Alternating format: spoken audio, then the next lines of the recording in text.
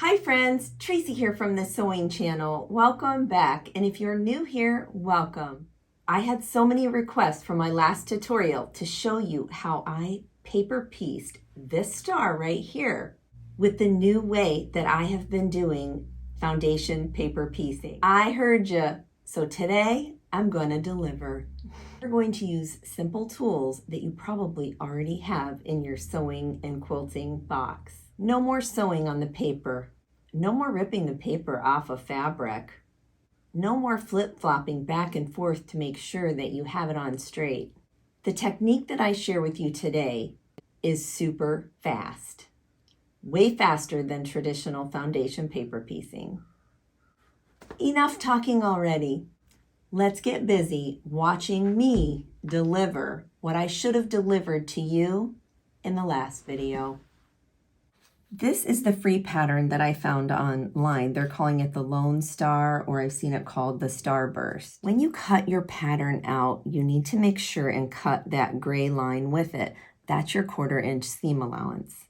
These are my templates all cut out, and as you can see, they are very used. Being able to reuse these templates over and over again, as opposed to the old method, is a huge plus. Now, eventually, these will wear out, I'm sure. There are 8 parts to this star. 4 sets of A and B is what you'll end up with in the end, and then we will connect those together. Here are the helpful items that I used to perfect my foundation paper piecing star. After you've cut around your entire template, leaving that 1/4 inch seam allowance in there, you are then going to take a tracing wheel. What you'll do is line your ruler up along the line, and you'll start from here into the seam allowance and go all the way to the other seam allowance. And you can go back and forth a few times. Then you'll go to the next line. You'll do the same thing, go into the seam allowance over here and trace that line out. You'll do that on this line, and then you'll go this way, do it here, here, and here. You'll do that on both of the templates. Simply fold along those lines and finger press down all the way to the edge on this seam allowance and all the way over here. You're going to do that on every line that you traced. That prep work will help us when it's time to pinch that paper and flip it. Rough cutting the fabric out ahead of time is a must for this particular quilt block. When you are foundation paper piecing, you need to make sure that that piece that where you want it to go, that it covers both the area and an extra 1/4 inch on all sides for the seam allowance. That's why you always need a bigger piece than what it calls for, because we're going to be trimming that all down, and you'll see here soon enough. Another tip I can give you is to put a W on all of the white spots or the background spots, the areas that are going to be all the same. Here's our A template right here. So you can see here that covers. That is what I wanted for the center right there. So I know I'm going to need 2 white pieces here. That covers and that covers. For 4 and 5, I wanted some color. I've chose that. I've also chose that. White piece is here. Covers. You can see the lines underneath this fabric. It totally covers. That white triangle right there covers that triangle piece. These are the pieces that we need for our foundation paper piecing quilt block. In foundation paper piecing, there are numbers on the template, which makes it really easy to know which piece comes next. Take your number 1 fabric and lay it on top there. Now we're going to flip this over like that. Flip up your paper that shows the number 2. That tells us that we need to find the number 2 fabric, which is right here. Line your number 1 fabric right over top of your number 1. Make sure that it's sticking out beyond your seam allowance right here. You can eyeball this about a 1/4 inch, leaving that off there. It's up to you. Once you have it centered where you know it's going to cover everything, then you'll just flip this up. Go ahead and put some glue on there and then press that down. This is just regular Elmer's stick glue. It's all you need. Nothing special right there. And then you'll take your number 2 fabric, slide that under, and put right sides together. It's best too if your number 2 fabric has a straight line where you can just line that up. And you can see here there's about a 1/4 inch sticking out from that paper. To keep these two fabrics together, you can pin them if you'd like. I didn't see a need to. They were small enough where they just stayed together. You can clip them together as well. Don't worry about measuring a 1/4 inch from this needle. We're not going to do that with this particular method. I have my needle positioned right in the center of my presser foot. There's even a tiny notch that is on my presser foot that tells me that that is the center of my presser foot. I want to sew just to the right of the crease of this paper. I do not want to sew on the paper. I'm just positioning that notch right to the right of that crease. I'm going to drop my needle in, and then I'm going to start stitching. I am going to back stitch, and all the while I'm just staying as close as I can to that crease that I made. And now that fabric's not going anywhere because remember we glued it. Go all the way to the end. Hopefully you can see the stitch line there and then the stitch line here. Go ahead and open up your template, and then you'll take that fabric. That was the number 2 fabric, remember? It's right there, and it's just a skinny piece. It's a 1/4 inch itself. Take your fingers and finger press gently that seam, and then you're going to come with your roller, and you're going to roll that seam. Next is number 3. Now we know it was a white piece because it's even marked white. So that number 3 line, you're going to fold so that the number 3 is exposed. You're going to take your ruler, line up a 1/4 inch from that fold line over. Now remember, it's best if the next piece has a nice straight line that you can line that up with. Now you'll just take this piece, set that on top like that.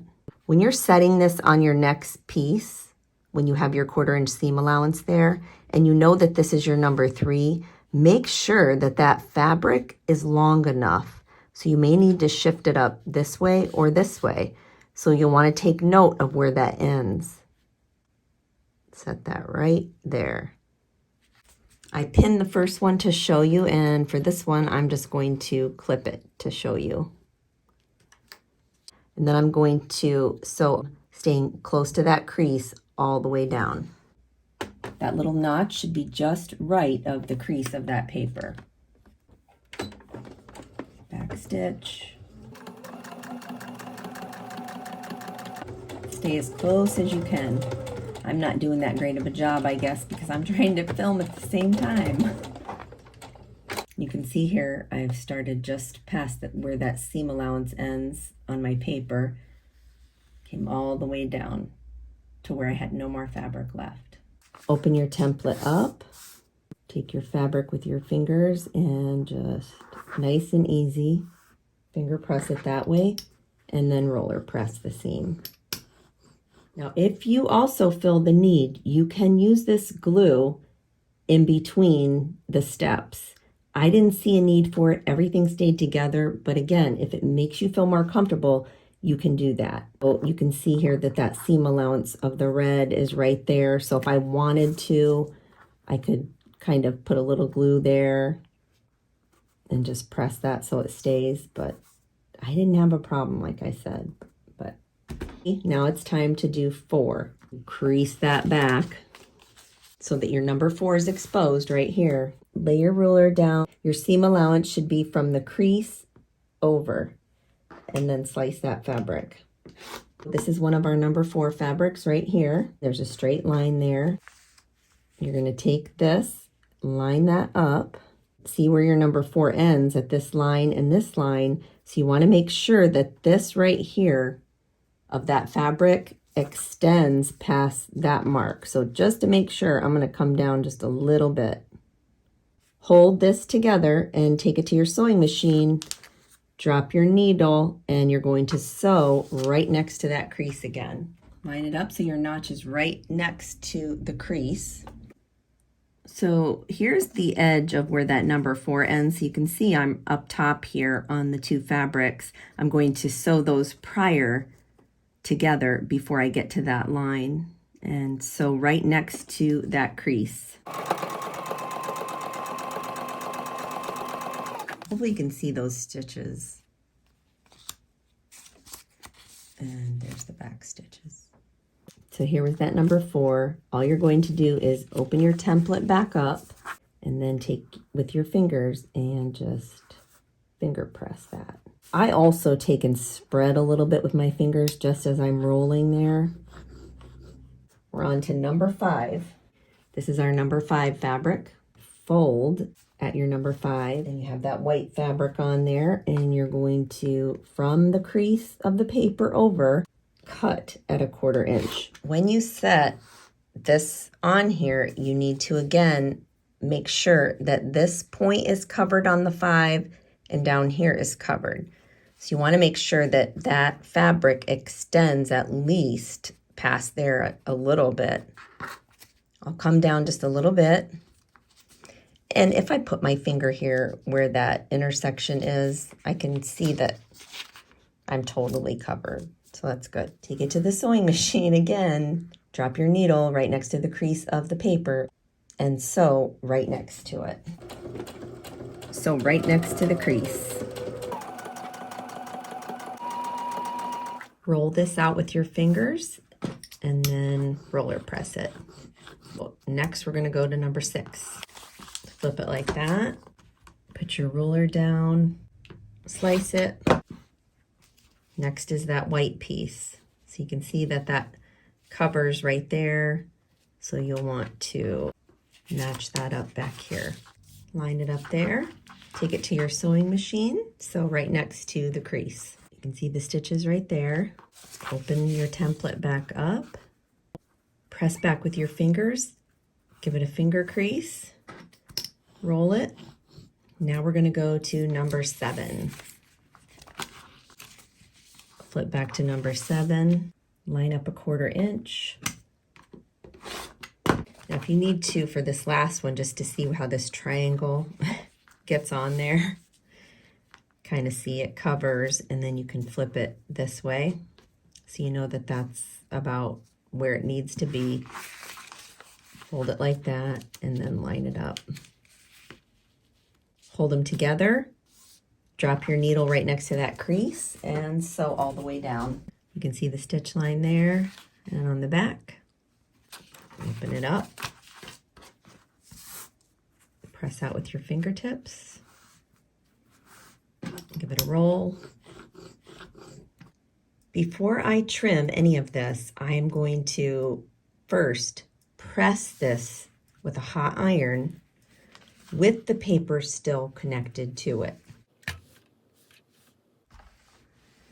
Once you've pressed it, you're going to flip it over, and right where you cut out is where you're going to line up your ruler, right to the edge of where that seam allowance ends.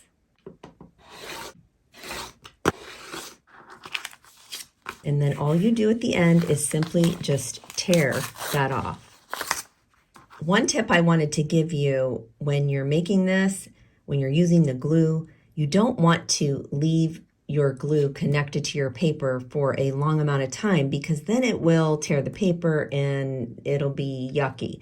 So you want to make sure that you continue through with your paper piecing at a good pace. I did not. I left this with the glue on it and it did tear some of the paper off. So I wanted to make sure that I gave you that tip. When you glue it, it's only to tack it temporarily, but if you leave it, it might tack permanently. So there's a tip for you. Here's my star right before I've sewn it together. I want to share with you one other mistake that I made on this particular block. You can see right here, this kind of stop short. It's kind of squared off there. That's because I did not check to make sure that I had a long enough white piece in that area. That's another tip that you can learn from one of my mistakes. So you can see here I did sew the bottom first because I wanted to make sure that that was covered in there. That boo-boo that I did, I can't even tell which side it was on now. So that's good. Take this corner wedge and this corner wedge, which one of them was A and one of them was B. and you're going to simply line them up.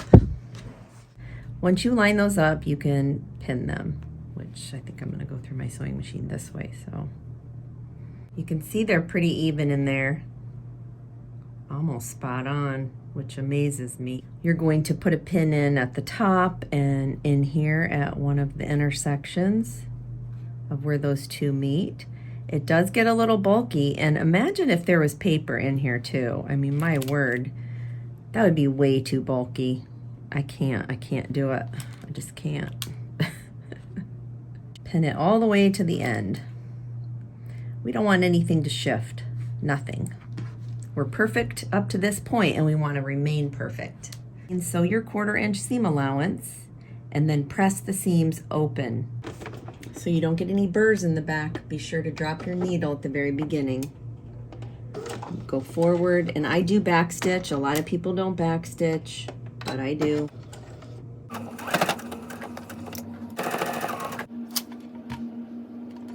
After you've set the seam, you can open them up.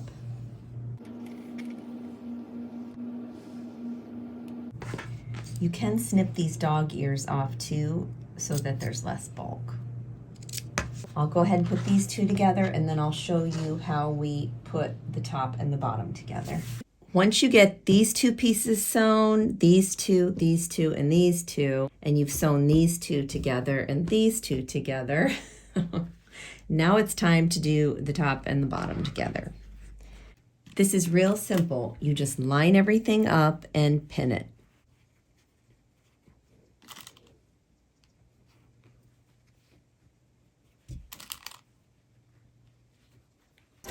I pinned it first in the middle, and now I'm going to start in the middle because I want to make sure that I hit this dead on.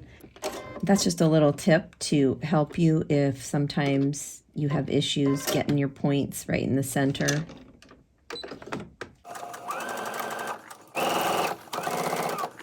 Before I go ahead and sew this side, I just wanted to show you.